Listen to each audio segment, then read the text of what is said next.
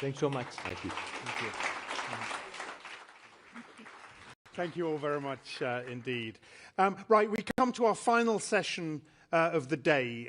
The use of AI, hotly debated, of course, everywhere from schools to the workplace, perhaps no more so than in the creative industries, film, music, art. In fact, just last week at the AI Summit here in London, I listened to the creators of the first full-length feature film. I think it was a 95-minute film that premiered in Cannes. It was produced entirely by AI in 2 weeks by 15 people at a cost of $500,000. There was a mix of a depressed audience and an elated, excited audience there. To discuss the role of AI in creating and disseminating music, please welcome Reuters correspondent Andy Bruce, and he will introduce this final panel of the day. Come on out.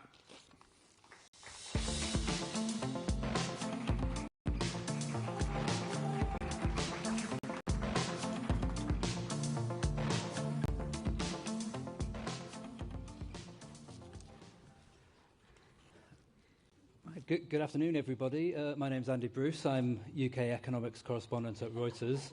I suspect I'm not going to be the star of this show. Although I'm a journalist, music's very close to my heart. My second career, in a way, is playing piano for people and various albums and tours and things like that. So I volunteered to do this panel, and it's a great pleasure to be joined by everybody here. So I'm here with Carlita Higginson, who is a Chief Digital Officer at Warner Music, a global record company with lots of different record labels under its wing. And also I'm here with Victoria Oakley, who is the Chief Executive Officer of the IFPI, which is an umbrella body for record labels. And of course, Boy George, who's joining us from New York. And I thought I'd get the conversation going with you first, Boy George, if you don't mind, about you are launching an initiative about, and it's called Artist Included, and it focuses on artists and AI. So tell us about that first. What is it, and why are you passionate about it? Well, it focuses on hit songs that artists like myself have lost absolute control of. You know, when you start your career, this is not me even moaning, you know, but then when you start your career, you're not thinking long term, right? You're not thinking of the future. And, you know, nowadays, the kind of things that we would have agreed to 30 years ago would just be an outrageous contract now. So, you know, a song that I go out every day and promote constantly, it's like the song that I take everywhere I go. It gives me a lot as well. This is me saying I get a lot from it, but perhaps I need a little bit more.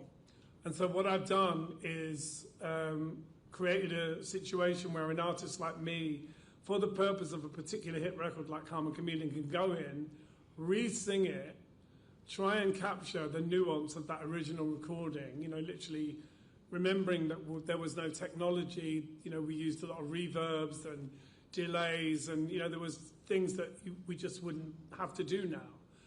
But the main thing is to kind of capture the essence of the performance, and it's not as easy as it sounds, because over the years when you perform a song live, it becomes more bluesy. It takes on a whole different experience of the road and what's happening in your life, and it becomes another thing altogether. So going back to the studio to create as close as you can, what we had to do was re-sing it, and then luckily our original producer, Steve Levine, had access to post-contract demos of me singing in my 19-year-old voice, you know. And somehow they put those two together, and after a few goes, they came back with something that I think could have been from the same sessions. Like, it's that close for me. I would say that the comment I'm getting a lot from people is that it's warmer.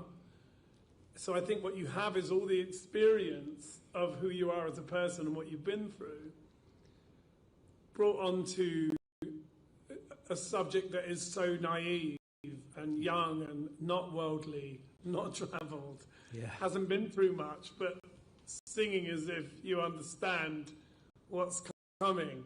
So I think there's such a massive human aspect to it, which I think is the great twist, is that the technology is making the moment possible, but the moment wouldn't exist without the human experiences. And I think everything that you do as an artist is about context. Why you were doing it, what you were wearing, what the political climate was, what was going on socially in terms of, you know, freedom of rights. All that stuff makes a difference to the kind of music that you make. And in the case, I know I'm sorry giving you a long answer. No, it's all good. In the case of Karma Chameleon, Culture Club were making this soul record. They're making this beautiful soul record that was a tribute to, you know, all the American soul artists that we loved. And I come in with Karma Chameleon, which was a total spanner in the works. A very Gemini thing to do, go, let's do a country track. And I had to literally fight with the rest of the guys to get this track on the album. It was the last thing to go on. And I was convinced that this was the #1 record. Having maybe had 2 minor hits, I actually had my first #1, but I became an authority, as all artists do. And I was like, this is a surefire winner. And look where we are. You know, we're still talking about that song. Yeah, absolutely. And, you know, this, you know, you've built this as an ethical AI project. And I wanted to ask you, Carlita, you know, what does ethical, responsible use of AI in the music industry look like? You know, I know Warner's had a couple of examples of maybe helping artists who've lost their voices and things like that. Could you tell us a bit more about that? Sure. I think one great example that I like to think about is the Randy Travis example. So Randy Travis was an icon country music singer. And in 2013, he had a debilitating stroke that caused him to lose his ability to speak, you know, primarily, and it really effectively ended his singing career. And so as the technology evolved, in 2024, he ended up working with his producers, his longtime producers, Warner Music Nashville, and they got together with him and his creative team. They trained a model, so similar to, you know, what Boy George is talking about. They trained a model, an ethical model, fully licensed, with the vocal stems, his vocal stems that he had licensed and owned vis-a-vis Randy Travis and the label. And they were able to get a vocal surrogate who re-recorded the music, and the AI mapped on top of that vocal surrogate's songs with Randy Travis's timbre, his style. Randy Travis went into the studio to produce this together, where he directed the storytelling. He directed the vocal performance in terms of the pacing and the style of it to create an entirely new recording. And it was an amazing and incredible way for him to work with this technology, get his voice back, to be able to sing again after, you know, having lost that. And so it was an artist using the tools in a creative way to really, you know, sing again. Great. And Victoria, for you, I mean, you know, your body represents, I think it's over 8,000 record labels, something like that. I mean, from your perspective, do you think AI is something that's going to help grow the music economy, or is it kind of too soon to say and it's actually more of a risk? No, I absolutely think it's an opportunity to grow, as you call it, the music economy, but also to create more and different opportunities for artists. So you've heard from Boy George and you've heard from Carlita about some of the frankly very cool ways in which you can use AI in the creative process. There's also the piece which is about licensing. You know, what record labels really want to do and are doing is enter into licensing agreements with ethical AI models, and with that comes a new stream of revenue that frankly wasn't there before. And certainly what I see from the record labels that I have the privilege to work with is they absolutely want to make sure they can explore that and make good use of it for their artists, because they're always looking to make sure that their artists can reach new audiences and reach new sources of revenue. Yeah, and you know, I suppose the thing about the expansion of AI, it's sort of different in every country how they regulate it and things like that. I mean, I know you might have some strong thoughts on which countries are doing it well and which countries are doing it badly. I feel like you're leading the witness, Andy. Yeah. Look, I think this is really difficult for governments to get right, yeah? They're looking at this massive influx of tech and innovation, and they're trying to figure out, do they leave it alone and let it happen? Do they invite it in? What should the rules of the road be? So I have, as somebody who spent 20 years as a policy official inside government, I have a lot of sympathy for the people trying to figure this out. But my very strong view from the music business perspective is that what we want is an environment of business certainty where record labels, on behalf of their artists, can enter into licensing agreements. So, allowing the marketplace to do its thing, as it were, and to work and to thrive. The risk is that we're seeing a number of governments who think, and I think we've got some tech companies whispering in their ears and giving them all sorts of promises that may or may not bear fruit, but asking them to create all sorts of exceptions and rules that mean that these AI models should be allowed to absorb all musical content, other people's works, without having to seek permission or to pay for it. And that, frankly, from our perspective, is quite simply wrong.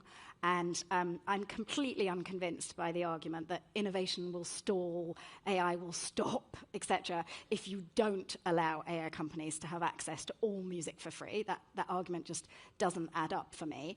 And I think it's perfectly possible to have an openness to innovation and to ensure that AI can access the things that it really needs to, whether that's around medical research or whatever it might be, whilst at the same time having the right rules of the road that don't get in the way of music and artists' work, and that licensing space to really grow in order to provide a source of revenue for artists. And Khalid, I mean, Warner being a very global group, what's your sense of which places are doing it right? Sure. Well, I'll start first by saying, I completely agree with Vicky and the approach, and obviously, we work very closely with IFPI. I think the way that we think about it is kind of in these 3 L's, if you will. There is the legislation piece, which, we think that it's critical that we set up and work with different bodies and different organizations in different countries to figure out what are the right guardrails that should be in place. And obviously there's, legislation that needs to happen state to state, country to country, and it's important that, we have lobbyists and people on the ground doing the right, guardrails. Litigation is another key component because there are sometimes just bad actors who are going to test the bounds with respect to those guardrails. And it's important that we take punitive actions against those bad actors, and there's a deterrent effect. But most fundamentally, and the most sort of powerful component of it all, in my opinion, is the licensing. Because the licensing allows us to proactively figure out what the right economic framework should be, that shows what the right guardrails should be with respect to these services who want to come to us and do it properly. And it allows us to power what we need to do when we go in from a legislation perspective, when we go in from a litigation perspective, to demonstrate that there is this framework that exists and that there is a right way to strike these deals in a way that will be accretive to the music industry as a whole, while allowing for that innovation by these models. Yeah. Andy, if you want me to name and shame, then Please I'm prepared to do it. Go for it. I think there are countries that have been trying to square this circle, as I said, and the UK is quite an interesting example. So is Australia, having had a really good look at it. Initially thought they were going to go for what we call this TDM exception, which would essentially be a free-for-all, and then have consulted widely with stakeholders across the creative industries and beyond, and have decided to step away from that. So I think you've got the UK, Australia, Canada, Hong Kong and China, not necessarily natural bedfellows, who have chosen that path. You've got some countries that have that unhelpful free-for-all exception in place already, in Japan and Singapore. Now, they passed that legislation well before we really had our knowledge of what generative AI can do. And so I think what we're encouraging is for them to look again at those rules, given that we now know some more about the scope of this. You've also got countries that haven't decided one way or the other yet. I've been keeping a very close eye on India, on Chile, on Thailand, and very much hoping that they hear these arguments and go in the right direction that protects their creativity and their culture, frankly. Yeah, I mean, in terms of what the public think, I saw an Ipsos survey, and it found 80% of the public want to see music that's used AI labelled as such, on the streaming platforms and things. But George, I wondered, what do you think about that? I mean, surely you wouldn't want, your latest version of Karma Chameleon with a big kind of AI label attached to it on whatever platform people are using. I think it's important to be honest about what you're doing. I mean, that's what makes it ethical. We're choosing to do it. It's not an accident. And, you're hearing all the time other people taking classic songs and turning them into doo-wop versions, and everybody's freaking out. But I think the truth of the matter is a good song is still a good song, right? And the most important thing is the idea. And that can only come from a human perspective. Why did you do that song? What were you feeling? What were you wearing, importantly? And, again, what was the social climate? What was going on for you emotionally? What is your relationship with the world? I personally think that always still matters. And what AI can do is kind of grant you the permission to use all those ideas that are in your head in a sped-up version. It cuts out the small talk. Yeah. No, I mean, I've sort of met a lot of songwriters myself and had a chat to some of them about what their thoughts are on AI just ahead of this panel. And, they're kind of, most of them that I spoke to agree with you, George, and kind of, it doesn't they're not worried about it in a creative sense. It might even be helpful in some circumstances, using it as a little songwriting tool, but they do worry about, their songs just being fed into a big machine and then regurgitated in a different way and not getting kind of any money back for it, basically. I mean, and that's already happened to a large degree. I mean, is there a meaningful remedy for that, Carlita, or was that ship sailed completely now? I definitely do not think that ship has sailed. And in fact, if you look at some of the deals that we've done, Suno being a good example of that, where they had been, out there infringing. We had sued them ourselves, along with Universal and Sony had sued them. But yet they were ready and willing and able to sort of strike a licensing deal. And as part of that licensing deal, there was a settling out of the issues from the past, but there was also the guardrails for the go forward, which they had to adhere to shutting down their old unlicensed model, which they're working on doing, to launch a new fully licensed model where it's only going to be cleared content. As part of that, we have the economic framework that makes it, again, accretive to the industry. It's the right monetization principles that we've established in terms of that deal.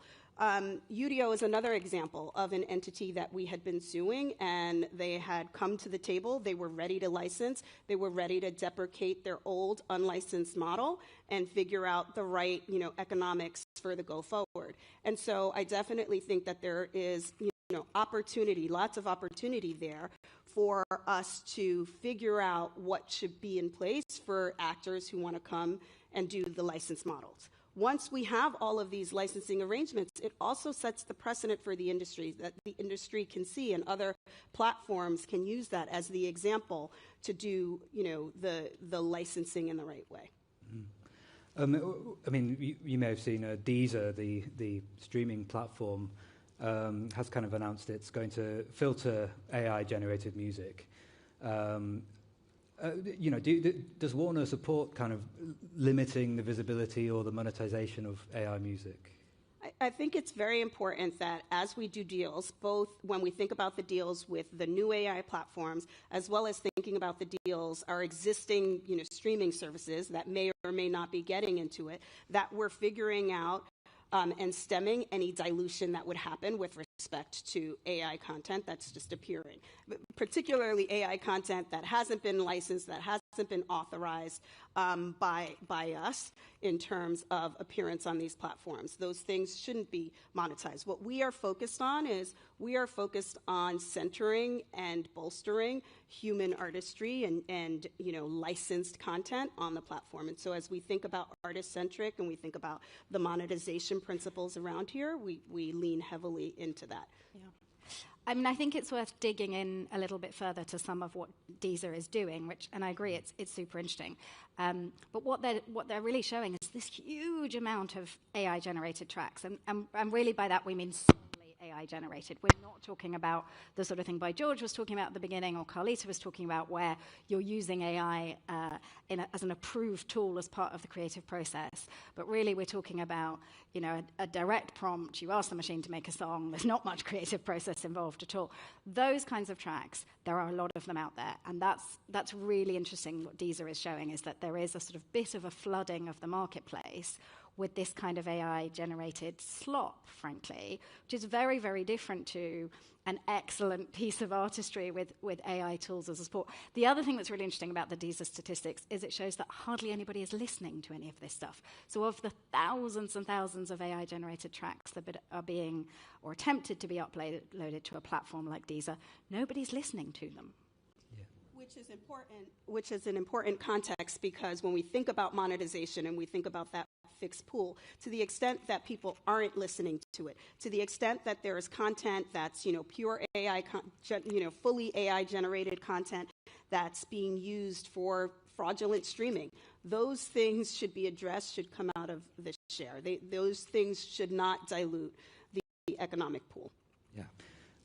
Excuse me. And, you know, just to return back to, you know, the kind of artist view, you know, the idea that, you know, as a songwriter, your songs will be used for, you know, kind of these unlicensed models, and, you know, bits of it might kind of turn up. Boy George, I mean, does that worry you? It doesn't worry me, because I think anything that helps you to become a better writer or a better sharer of your ideas, anything that facilitates that, whether it's sitting in a room with a guitarist, you know, whether it's doing it with a computer, whether it's doing it with a piano, all of that stuff, I say write the song, put it to the side, write the next song. Don't worry about where it's going to go, because this technology will change. But I think as a writer and as a kind of person that is obsessed with pop culture, you cannot ignore AI. It's folly to do so. Yeah. So you have to kind of try and grab hold of it and see where it can take you. But I still think, you know, Bowie is always Bowie, Boy George is always Boy George, Madonna is always Madonna, and the next person to come through that noise will have to have something interesting to say. So people aren't going to listen if there's no message. The message is the essential weapon, whether it's with robots or a real guitarist. It's like, what are you telling me? What's the story? What's the narrative? And that can only come from the human imagination. Yeah, I mean, there's already been a couple of examples of, you know, artists who've heard an album ostensibly by them that AI has written. I mean, if someone had written a Boy George album and completely through AI, I mean, what would you think? My favourite thing, actually, and over the past few years, there have been a lot of people that have come up to me and said, oh, I wrote a song in your style using this app. And they play it to me, and I'm like, I would never write a song like that. I mean, first of all, you know, the context and the subject matter will always be very personal. The way I look at love, the way I look at life, you know, it is very individual. So, you know, and the lucky thing for me is that I'm able to use jazz music, folk music, piano, jazz, anything. That's always been available to me as a writer. I don't feel restricted. And I think what AI does is it kind of gets you to the point you want to make quicker. So it's time used in a positive way. But you still, you know, I went on tour last year, I sang songs that I'd written with AI, but I played them with a real band. And it takes on another level of humanity, because there's nothing that can compete with free live brass players. Do you know what I mean? And when they've got a strong melody to play, you're always back to the human aspect, you know. Even a band like Kraftwerk, even though they're kind of not seen as a kind of pop band, if it wasn't them there playing it, people would have an issue. Yeah. Even they can't divorce themselves from, in a way, they were the beginning of this. They started this whole conversation. I think we've got time for a couple of audience questions as well. If anyone here would like to talk, we've got a couple online that have come in already. I think I'll start with the online ones. Maybe this would be a good one for you, Carlita. Who captures the value in AI-generated music? Artists, tech, or the platforms? So I think that what we're seeing and what we are going to see is with respect to AI music and these tools that's really sort of democratizing the creation, is that you're seeing a growing of the pie.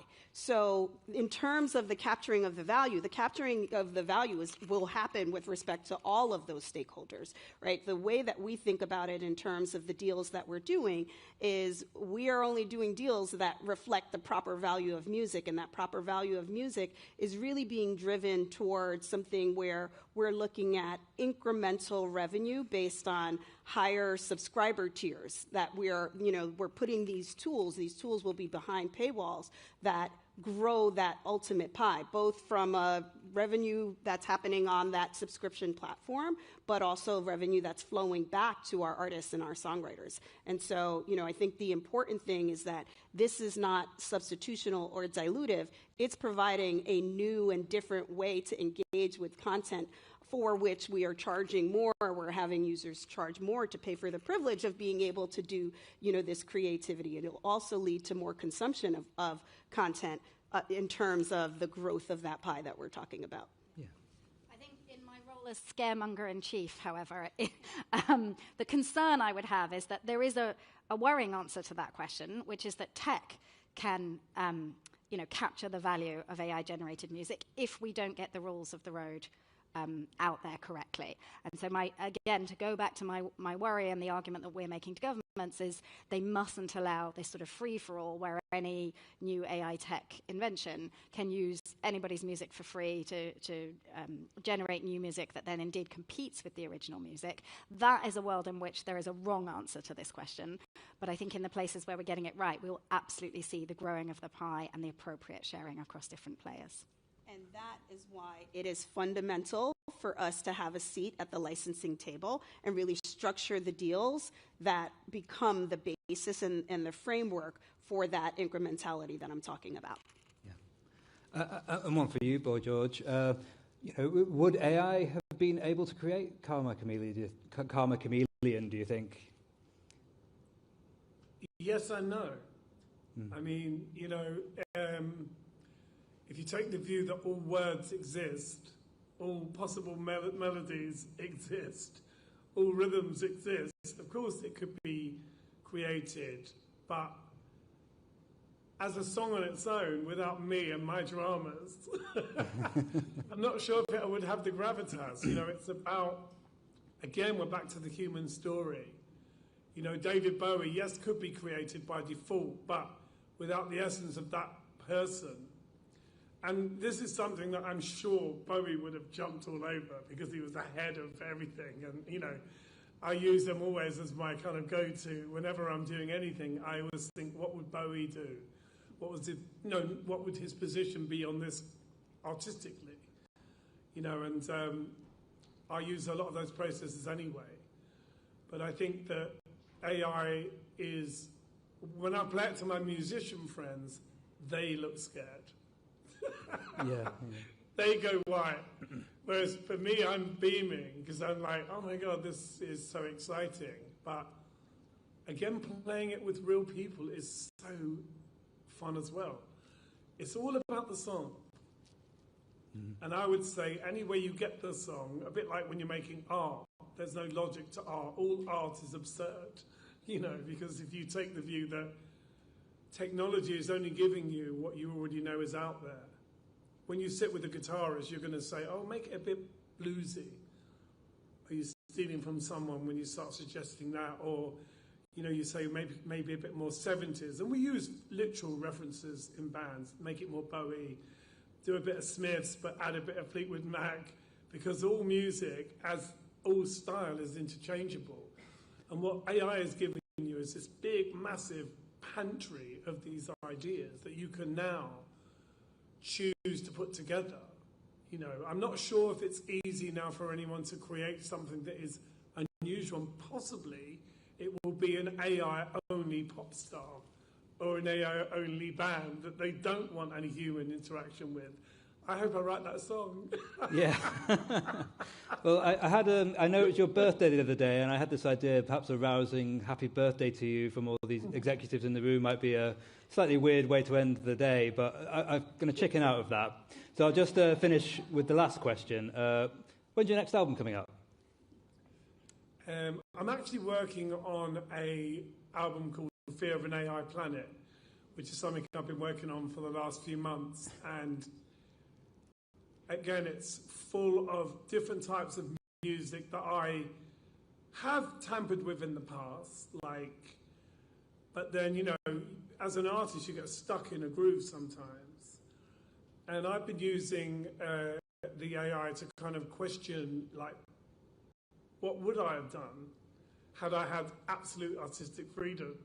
What would I have said as a gay man if I didn't have three semi-straight people saying, might be a bit too gay, you know? So I think that in terms of, you know, guiding where you want to go spiritually and emotionally and intellectually, there is a freedom in this that you don't have someone looking over your shoulder, putting their... Sometimes their point of view could be really helpful. Two angry men in a rock band, there's nothing better than that, you know, Oasis. You can't recreate that. But, you know, if you've got enough love for music, you're always going to draw on the classics. Yeah. And they already exist. There's no soul song you can write that, you know, you can only write about it in a modern context. Sort of deconstructing what was there before, but also respecting. You're always, you know, jazz is jazz, right? It's always jazz, and there's always got to be a story. And without the feeling, rock and roll isn't rock and roll. You have to have that anxiety and that animosity and indifference. Yeah. And the question is, can you get that from technology? This is where it'll get interesting. I think you can write it with technology, but you can't. You can only feel it in a human experience. Well, thus far. That's great. Well, thank you very much. We are out of time. Just one last very quick question. Do you fear the AI planet? Kalita? I do not fear the AI planet. I think, you know, when I think about AI and what it can look like and what it can look like in the future, it's what Boy George is talking about in many ways, right? There is this tool that allows us to deepen our own human creativity that people can use, that deepens and enhances fan engagement with respect to content and being able to go deeper in content. And then, you know, this tool that, again, provides the opportunity for a creative revenue streams and incremental revenue across the music industry as a whole. And I think that's a very exciting place to be when I think about AI and the AI planet. And a quick yes or no from you, Victoria. I don't fear it. I embrace it as long as we get the right rules in place. Brilliant. Oh, that's a very fitting end. And thank you to everybody. Copyrighted that title. Yeah. It's too late. It's out there now. Yeah. All right. Thanks again, everybody. And thanks, everybody, for a really interesting day's discussion. I believe there's some networking drinks, and Axel's going to tell you more about that. Yeah, I will. What a really refreshing way to end the day. Thanks so much, everyone. Listen, I'm going to do this really, really quickly. That's it for the inaugural Reuters Next here in London. Thanks really to all of you here in person, online as well. We've had about 4 million live stream views, 9 million impressions. It's been really superb, the support that we've got online. I just took a quick look at the Reuters wire. If exclusive breaking news is anything to go by, we did a really, really good job today. Of course, it isn't all about making headlines, though. This is about compelling, organic conversations like the one we just heard that get us thinking and that spark debate.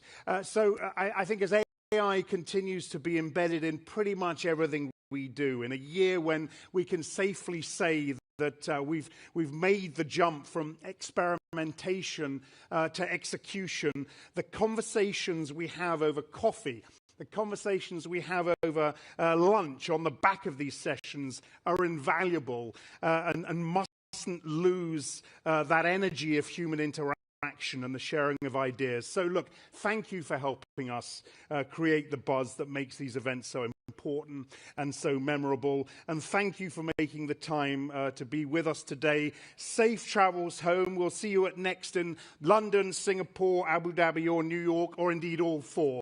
Let's grab a drink.